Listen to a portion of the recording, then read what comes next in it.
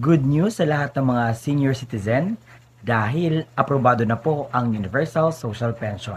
At yan ang ating pag-uusapan sa video ko ito. Kung ikaw ay bago pa lang sa aking YouTube channel, i-like mo ang video na ito, mag-comment ka if may katanungan ka pa related to this concern or to this vlog. And also kung nais mo natulungan ang channel ko na ito na mag-grow, just subscribe it. At kung nais mo na maging updated pa sa mga videos na i-upload ko pa dito sa aking YouTube channel, i-bell notification mo na. At dahil good news ito, gusto kong madaliin na ibigay sa inyo dahil benepisyo ito sa lahat ng mga senior citizen. Oo, so pausapan natin now na. Pensyon para sa lahat ng Pilipinong senior citizen. Ang misyon ng pinapagulo ngayong panukala sa Kamara. Ang tanong, saan kukunin ang pondo para dyan? May pensyon ngayon sa mga senior citizen pero para lang sa mga indigent o mahihirap. Si Nanay Beatriz na 72 years old na ni minsan hindi raw nakatanggap ng pensyon kahit lagi raw siya nag-a-apply para rito. Sabi magpa-validate, nakailang validation na po ako. Wala, hanggang ngayon po, wala pa din po. Laging nadi-deny po. Kadalasan po yung mga iba namamatay na nga sa kapapalo, wala din po nang nangyayari. Kaya sabi ko, tigilan ko na lang mag-follow up. Yung pa ikamatay ko. Sa ngayon may nakasalang na panukalang batas sa Kamara na kapag naisa batas, lahat ng senior citizen sa bansa magkakapensyon na. Wala ng qualification. Lahat, basta 60 years old and above, mayaman man o mahirap man, may pension man o wala, makakatanggap ng buwan ng pension. Magre-register ka sa OSCA para maibilang ka na senior citizen. Sa ilalim ng Universal Social Pension Bill, 500 pesos kada buwan ang pensyon sa unang taon. Kada taon, dadagdagan ng 100 piso hanggang maging 1,000 piso. Para maipatupad, kakailanganin ng 89 billion pesos na pondo para sa tinatayang 10.5 million na senior citizens. Ang tanong, saan ito kukunin? Sabi ni Congressman Loreto Amante, Vice Chair ng House Senior Citizens Committee, batay sa pag-aaral, kaya umanong pondohan ng national budget ang pensyon ng mga lolo at lola nang hindi umuutang at walang ahensyang mababawasan ng budget. Pero malayo pa ang tatahakin ng panukala. Inaprobahan ito kanina ng House Committee on Appropriations bago isasalang sa plenaryo. Kapag lumusot na sa Kamara, kailangan itong dumaan pa sa Senado at kapag naaprubahan din, kailangan ng lagda ng Pangulo para maging ganap na batas. Di pa naman ako senior citizen, pero nung nabasa ko itong article na ito na ang Universal Social Pension approved na sa House Appropriations Committee ay sobrang happy ko. Dahil marami na naman ang mga senior citizen na matutulungan at makatanggap ng pensyon. At lalo na yung papa at mama ko ay isa na sa mga senior citizen, ay ito talagang sobrang happy ko. Kaya gusto kong ipahayag sa inyo kung ano yung dapat nyo malaman, kung ano ba ang ibig sabihin ng Universal Social Pension. At sino-sino yung mga kakatanggap ng pensyong ito. Ano ba ang mga qualifications at requirements sa pag-apply. Ano ba ang ibig sabihin ng Universal Social Pension? Ang Universal Social Pension, this bill seeks to grant universal social pension benefits to all senior citizen. Imagine, to all senior citizen at saka universal senior citizen. So, regardless kung ano man yung status mo sa buhay, ikaw man ay mayaman, mahirap, may ngipin man o wala, may pension man o wala, as long as ikaw ay senior citizen at o pumatong ka na sa 60 years old, pasok ka sa banga. At dito sa article na ito, ang matatanggap nyo is 2,000 pesos per month. So, sobrang laking tulong na din ito, no? But, this is subject to review every 2 years. Dahil, kinukonsider natin ang inflations at availability ng funds. Mas gusto ko tong Universal Social Pension dahil walang pinipiling mga senior citizen. As long as ikaw ay nasa tamang edad na para tatanggap ng pension, ay ito pwede sa lahat. Kasi currently meron tayong social pension para lang sa mga indigent.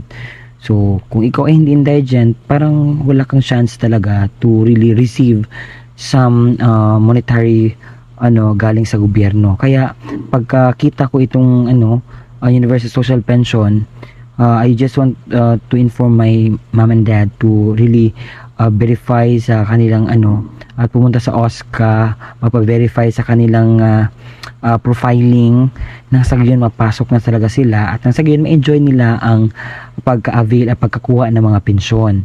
Dahil hindi naman talaga exempted ang mga senior citizens sa inflation. Dahil lately, parang na-feel natin talaga ang bilis ng inflation, lalo na sa pamilihin, sobrang taas, no? So, hindi, exempted.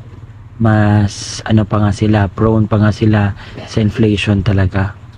Dahil ito yung mama at papa ko, wala kasi silang tinatanggap na pensyon at saka pagkakita ko nito, it's an opportunity for them to receive something, no? Lalo na sa mga kagaya ni mama at papa na hindi masyadong tumatanggap ng mga pensyon dahil walang mga GSIS, walang SSS, yun.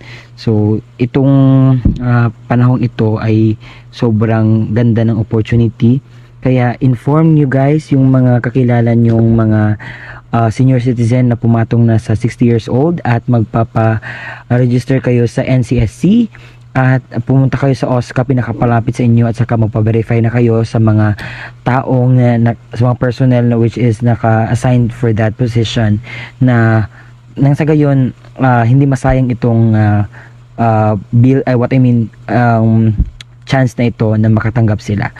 Marami din ang nagtatanong sa akin kung paano ba mag-apply sa Universal Social Pension. Isa-isahin ko para meron kayong ideya kung ano yung dapat ninyong gawin kung kayo ay magpaparehistro or mag-apply sa Universal Social Pension. So, sundan nyo lang itong video na ito na aking ibibigay sa inyo ang dapat ninyong gawin upang kayo ay masali sa Universal Social Pension. Una nating gagawin is mag-register tayo sa NCSC or sa National Commission of Senior Citizen. Meron akong nagawang separate video dito para kayo ay guided kung paano ba mag-process para sa pagrehistro sa NCSC. So ito yung tutorial ko na video. So ang title is paano mag-register sa NCSC.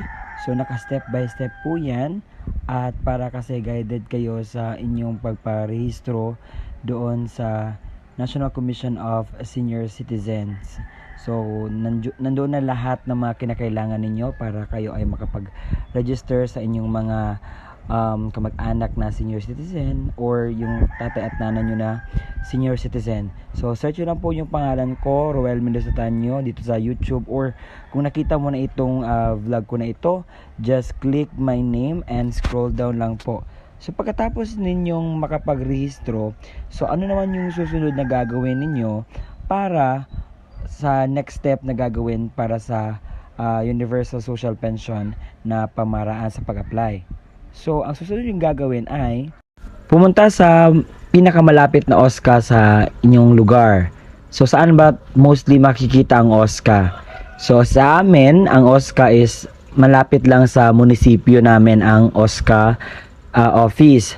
So, kayo, kung hindi nyo alam kung saan ang OSCA office, so you can just search it sa Google, OSCA near you or nearby, at ibibigay yan ni Google ang pinakamalapit na OSCA, or magtanong-tanong kayo sa mga senior citizen na nakatapos na magpunta sa OSCA, or mag-inquire kayo sa mga kapitbahay ninyo about sa OSCA na process or profiling, or pagpunta nyo doon para naman ma-double check ang inyong pagkarehistro nang sa gayon hindi kayo malimutan na kayo ay nakapag-register at kayo ay isang beneficiary na sa Universal Social Pension.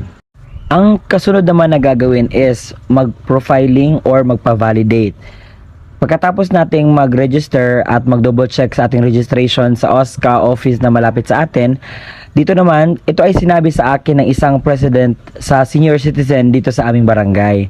Sabi niya, kung ang iyong ama at ina ay isa ng ganap na senior citizen, so ang gagawin nila kapag tapos sila makapag-rehistro at na-validate nila kung meron silang ID sa senior citizen, ang gagawin nila is magpunta sa pinaka malapit na personahe at kanilang gawin is ma-profiling. So sabi niya, may tao kasi na gagawa sa profiling para sa mga senior citizens. Tapos sabi niya, pupunta lang daw sa taong naka-assign dyan para ma-validate at nang sa gayon, masali sila sa listahan ng senior citizen sa kanilang barangay, which is ano talaga, para malikom or malaman lahat sino pa yung mga senior citizen, dahil hindi naman talaga lahat ay mapupuntahan sa mga survey. Ang gagawin na lang natin is pupunta tayo mismo doon sa office at magpa-profiling at mag-validate sa ating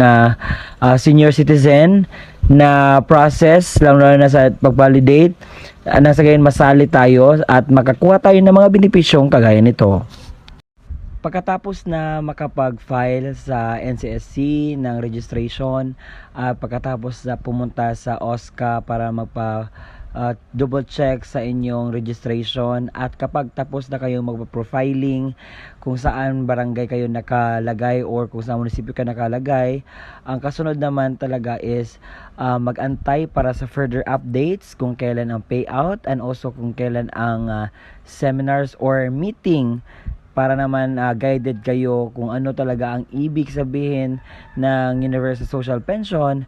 Nang sa gayon, guided kayo kung ano yung dapat ninyong gawin bilang isang senior citizen, na ano yung karapatan ninyo, paano nyo ito kunin yung mga benepisyo ninyo, ano ba ang mga rules and regulations, para meron din kayong idea kung ano yung dapat ninyong gawin sa pagka senior citizen nyo bilang isa ding miyembro sa Universal Social Pension.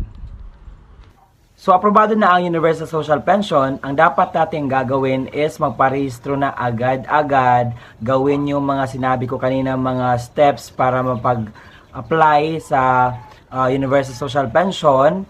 Nang sa gayon, kapag panahon na sa payout, so hindi na kayo mabibehind at hindi na kayo magrereklamo.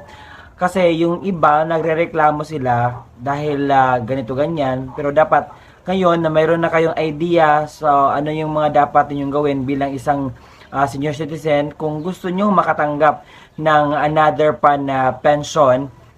Dahil dito sa Universal Social Pension, kahit mayaman ka, mahirap, ano man yung status mo sa buhay, ay makakatanggap ka ng ayuda. Oo, dahil alam ko na sobrang hirap ng panahon, kinakailangan ng mga senior citizen ang ganitong mga benepisyo para sa kanila, na lalong-lalo na sa kanilang edad na they experience a lot of sickness or hirap, and even din sila sa inflation, hindi din sila exempted talaga sa inflation.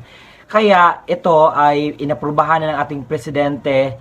Dapat natin gawin is gawin yung nararapat natin gawin at hindi tayo magpatumpik-tumpik pa na hayaan lang natin na ma-waste ang moment na ito na masayang lang. Okay? So, kindly do your task bilang isang mamayang makabayan na dapat gawin ang mga bagay. So, I am just here informing you on what are the things that you must do in order for you to get the benefits of it. So, yan naman po ang ating pinag-usapan ngayon, and I hope nakatulong itong video na ito. Salamat!